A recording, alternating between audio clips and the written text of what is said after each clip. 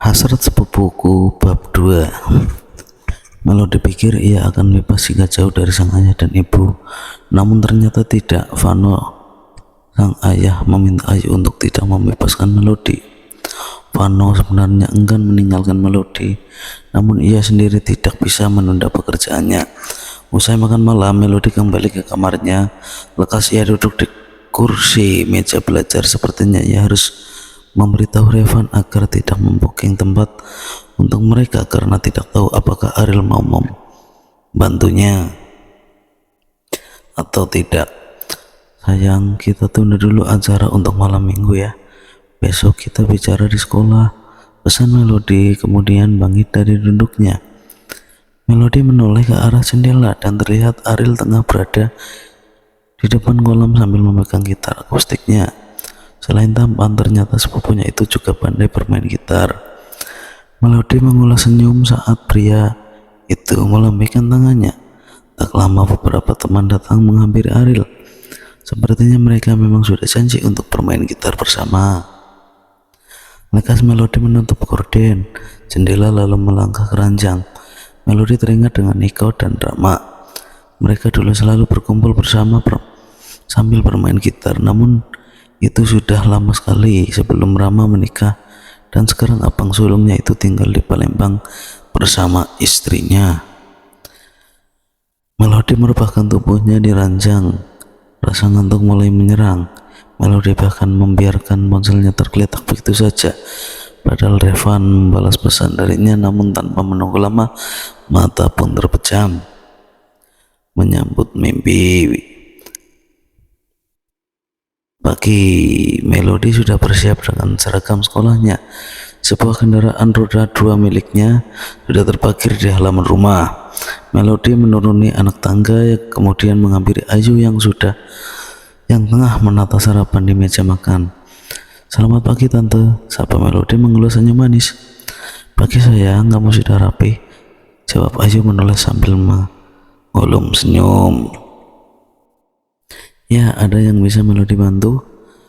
Kalau di rumah biasa bantu ibu bikin sarapan." "Wah, hebat. Kamu anak rajin ternyata, Mel. Tapi tante sudah selesai. Kamu bisa nggak bangunin Ariel? Kok Novita sendiri sudah berangkat tadi pagi sekali.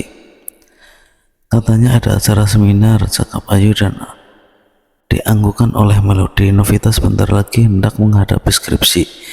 Ia pasti akan sibuk." "Ya sudah, Mel, bangunin abang Ariel dulu," ujar Melodi lalu melangkah menaiki anak tangga. "Bang," seru Melodi sampai di depan pintu kamar Ariel, namun hening tak ada jawaban. "Bang Ariel, sudah bangun belum?" Melodi mendorong sedikit pintu dan ternyata tidak terkunci. "Bang Ariel," panggil Melodi lalu melangkah masuk, namun tidak menemukan siapapun di dalam. Melodi sedikit lebih masuk lagi dan mendengar suara gemericik air dari kamar mandi. "Oh, Bang Ariel sedang mandi," gumam Melodi lalu tercengang saat tiba-tiba Ariel menyembel keluar tanpa menggunakan apapun. "Bang Ariel," seru Melodi kemudian menutup matanya. Dengan telapak tangan lekas Ariel kembali masuk ke dalam kamar mandi.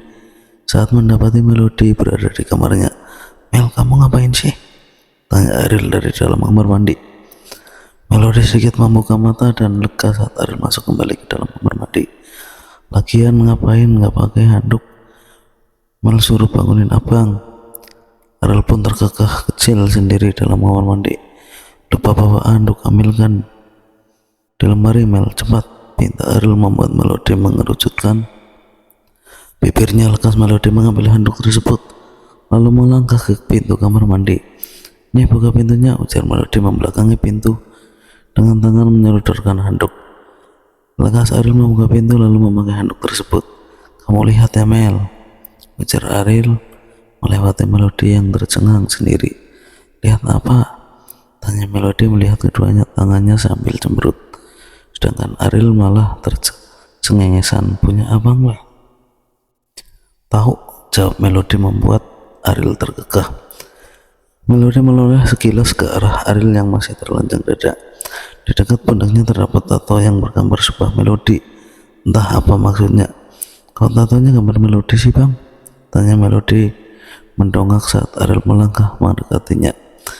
Melodi terkesima melihat proses back milik sepupunya itu. Selain putih, Ariel juga memiliki tubuh atletis. Melodi memundurkan lengannya saat lengan Ariel semakin dekat, hingga tak terasa tubuhnya menabrak pintu hingga tertutup. Ariel menatap lekat wajah cantik Melodi. Bibirnya yang berwarna merah muda membuat hasratnya tumbuh seketika. Bang, Melodi menghentikan langkah Ariel dengan menyentuh dada bidangnya harum vanila. Tangan pria itu mengunci tubuh Melodi dengan kedua tangannya menempel pada dinding.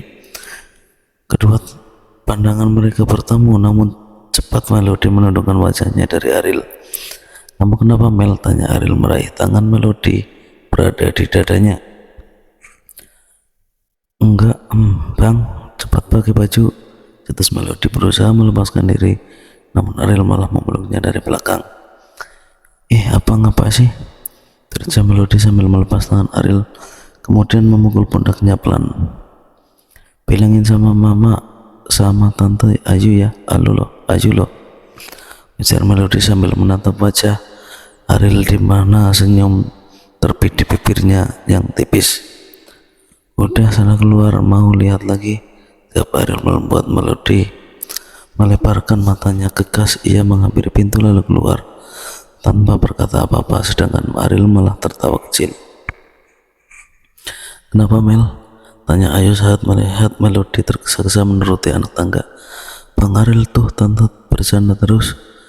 Jawab Melodi membuat Ayu tergagah kecil. Angie sendiri hanya tersenyum kecil menanggapi. Ariel emang jahil, kamu harus waspada Mel, ujar Angie lalu meraih secangkir yang berisi kopi hitamnya. Tak lama Ariel turun dari tangga, sudah rapi dengan kemeja berwarna birunya. Pria itu tampak berkarisma dengan lengan kemeja yang digulung hingga siku. Apa kamu Mel ngomongin aku ya? Udah lihat juga. Apa sih bang? Elak Melodi lalu memayunkan bibirnya. Tumben sih pakai kemeja? Tanya Ayu menyodorkan roti panggang berisi selai kacang hijau kesukaan Ariel. Ya, mau ketemu dosen killer, harus rapi pakai kemeja segala. Jawab Ariel lalu menoleh ke arah Melodi yang hendak melahap roti tawarnya. Berangkat sama abang ya, cakap Ariel membuat Melodi menoleh dengan roti yang hendak masuk ke dalam mulutnya. Enggak, jawab Melodi kemudian melahap makanan tersebut. Bawa motor sendiri aja. Mel nggak mau nunggu cetus Melodi sambil mengunyah makanan. Enggak Mel, abang cuma satu kelas kok. Pokoknya kita berangkat bareng, jawab Ariel membuat Melodi termangu. Sedangkan Ayu dan Angie hanya menggeleng sambil tersenyum. Seperti itulah Ariel. Ia paling suka ditolak dan ia paling pantang menyerah. Ya udah Mel, berangkat sama Ariel. Pakai mobil, cakap Angie lalu bangkit dari duduknya. Ia juga harus segera berangkat ke kantor karena semakin siang jalanan semakin macet. Enggak, kita naik motor aja biar cepat sampai, jawab Ariel kemudian bangkit dari duduknya. Refleks tangannya pun meraih tangan Melodi untuk beranjak pergi. Bersambung. Jangan lupa like, komen, dan subscribe. Share juga ya guys, biar kita semakin semangat bikin novelnya. Oke? Bye bye.